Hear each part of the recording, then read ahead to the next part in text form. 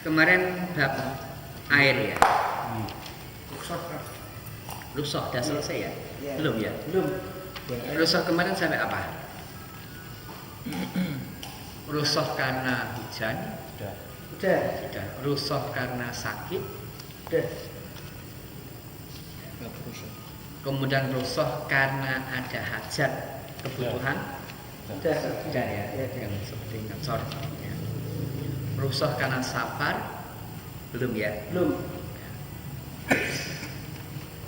Ya, jadi saya sampaikan lagi bahwa rusak-rusak di dalam sholat itu diantaranya diperbolehkan menjabat dikarenakan ada sebab kebutuhan. Ya macam-macam kebutuhan.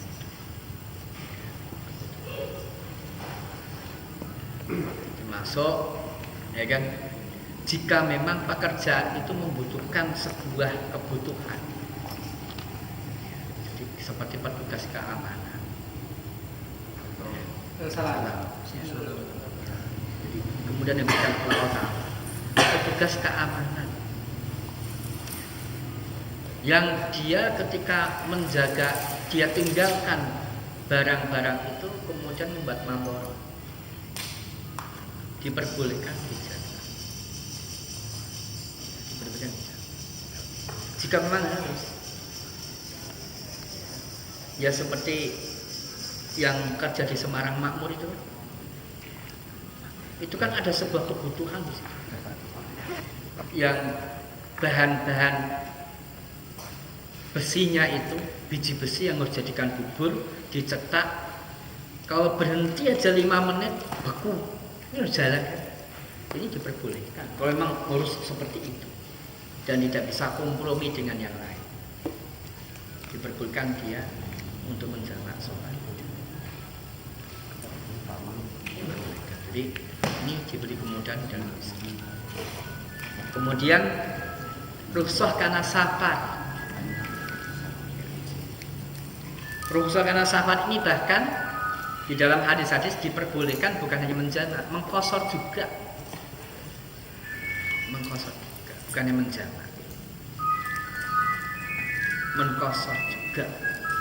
Lah mengqashar ini artinya di situ begitu tuh ada rukhsah yang 2 kali lipat. Marota ini, pertama menjamaknya itu sendiri, yang kedua mengqasharnya.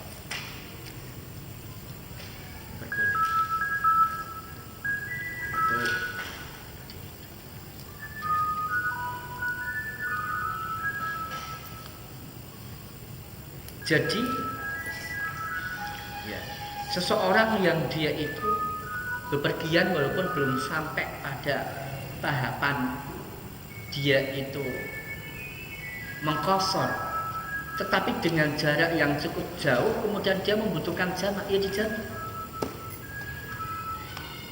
nggak masalah. Mendatangi walimah 1, terus lagi walimah 1 diperbolehkan. Orang-orang yang dibutuhkan dengan pekerjaannya. Dia seorang direktur utama misal sebuah perusahaan yang harus sini.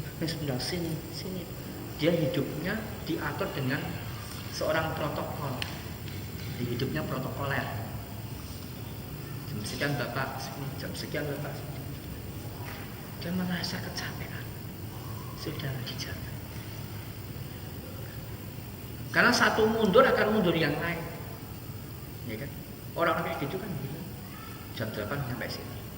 Jam 9 sampai sini. Jam 10 dia mundur lagi. Mundur setengah jam, yang di situ jam 1 harus di situ, nanti mundur jam 1:30 terus di jam dia mendapatkan tujuannya bahwa diberikan sebuah rukhsah dispensasi ini ala yuharija umatah, agar umat ini merasa nyaman dengan hukum syariat, agar tidak menyulitkan kepada umat ini syariat. Makanya orang-orang mereka yang merasa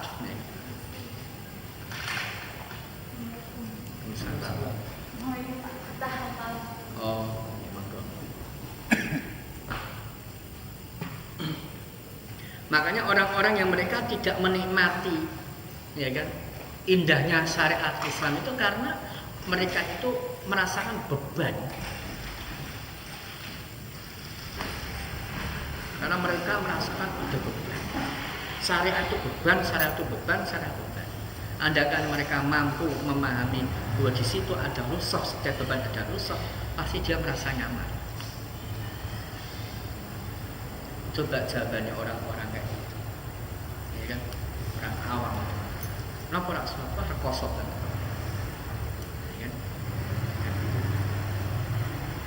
Pak, bapak sakit kalau nggak salah kenapa? Oh, seloro malah konsolat, ini kan? Tahu. Wong waras kon salat malas kok, iki pernah loro.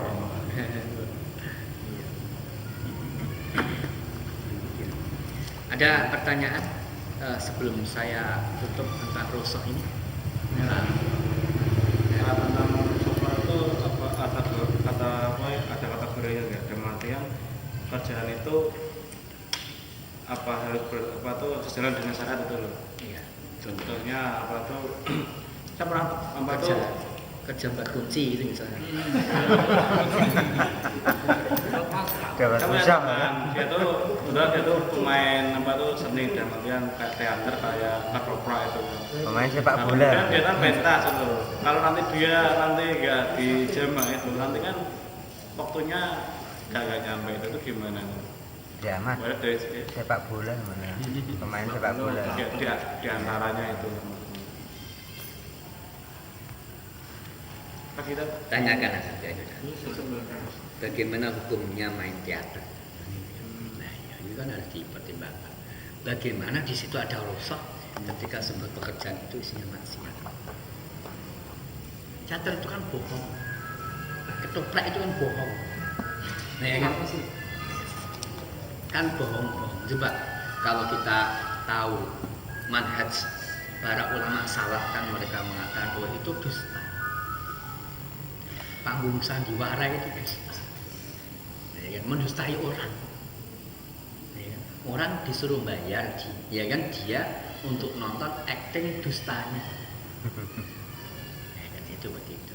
Maka di sini ya tidak bisa perbuatan kemaksiatan itu kesepakatan para ulama ahli fikih. Para ulama fikih itu mengatakan bahwa rusuh itu tidak akan terjadi jika rusuh itu berada dalam tatanan kemaksiatan. Orang mau melabrak orang, ya kan? Karena jauh, ya kan melabrak orang karena jauh. Kemudian dikosor di jamak, ya kan? Nah, tidak mungkin, ya kan? Itu tidak mungkin. Sebuah ibadah berada dalam sebuah kemaksiatan, tidak boleh.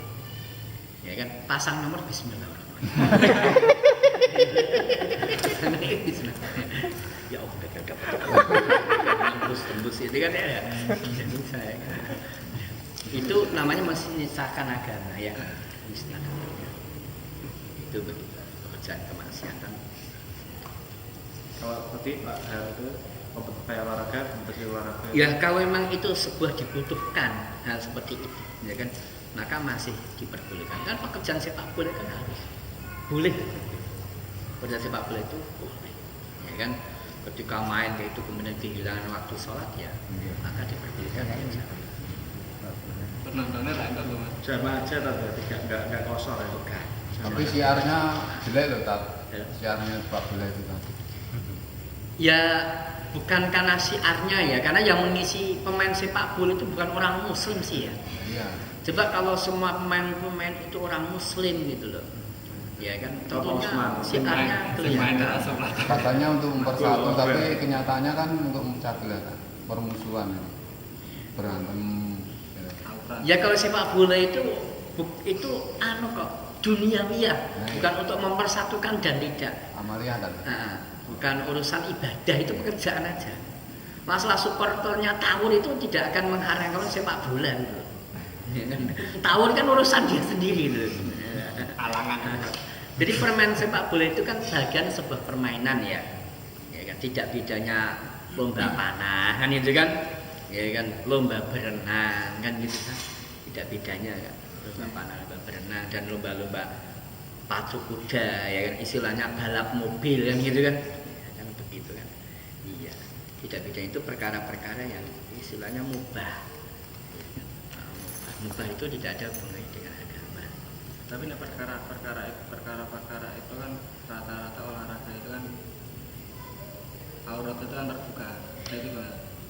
Kalau aurat laki-laki itu kan Batas mazhab Syafi'i ya. Sebatas sampai ini ya. Sampai lutut ya. Sampai tak Ya, Imam Syafi'i. Tetapi Rasul sendiri bersama sahabat kan pernah lihat beliau itu kan ya kan duduk di atas sumur itu kan Rasul membiarkan seorang sahabat yang dia itu ya kan pahanya kelihatan. Nah, Rasul juga begitu kan ketika beliau itu bersama Abu Bakar dan kemudian bersama Umar ya kan omong-omong Rasul itu kelihatan jadi jubahnya itu tersingkap kelihatan pahanya. Yang ngomong-ngomong biasa aja. Tapi ketika sahabat Utsman itu mau masuk kemudian dia berpaling lagi kan Rasul menyadari sahabat Utsman itu pemalu maka ditutupi. Gitu. Nah, artinya tidak ada dalil yang jelas mengenai aurat laki-laki itu. Nah, untuk yang kaitannya dengan olahraga itu kaitan dengan pekerjaan. Itu kalau sekiranya mengumbar aurat apa jadi haram apa? Ya jadi haram. Jadi haram. Ya, itu betul jadi haram. Pekerjaan itu jadi haram. Tapi saya sampaikan tadi tidak ada dalil yang mengatakan bahwa aurat laki sampai ini. Itu pendapat Imam Syafi'i. Andaikan tidak boleh, sebenarnya Rasul tidak akan kelihatan ini. Rasul itu orang yang sangat menjaga aurat, tidak mungkin belum membuka. Nah, itu menunjukkan bahwa bagi orang laki itu hal yang diperbolehkan. Selama tidak membuat madorot, nah, kecuali dia pakai cawat itu kan membuat madorot kan, nah, kayak renang gitu kan. Renang semua pakai segini nggak masalah. Gitu. Jadi artinya di sini ada sebuah perselisihan belum itu. Ya tapi bagi kita tetap bahwa artinya lebih baik hati-hati. Tapi tidak boleh memvonis bahwa orang pakai segini itu haram. Dihindari lah kita pakai apa celana yang lebih celana panjang. Kalau celana pendek ya 3/4 gitu. Sehingga siap untuk sholat juga gitu, ya kan? Ya pakaian sepak bola sholat gimana itu? Berarti intinya boleh tak ya kalau olahraga itu pakai segini tak? Rumah saya itu tak? Iya, masih diperbolehkan. Hanya Imam Syafi'i yang tidak membolehkan. Saya hati-hatinya. Iya, ya andaikan Mas Wawan itu ketua FIFA ya kan, sedunia kan bisa dibuat aturan. Ya kan bisa dibuat aturan. Artinya minimal sampai itu. Ya karena memang itu olahraga sepak bola itu dari orang kafir kan gitu kan, dia mensiarkan orang kafir ya kan, kemudian orang-orang tersebut ikut mensiarkan. Nah bagaimana kita mampu merubah itu? Karena kan sekarang ada olahraga yang diperbolehkan pakai jilbab kan ada kan? Ini kan lagi dibahas. Sekarang pakai jilbab Pak. Nah, itu kan artinya bahwa pelan dakwah kita itu ke sana. Pakai jilbab, terus karate ini kan sudah kan boleh pakai jilbab. Tenang, Itu kan begitu. Ya. Dakwah itu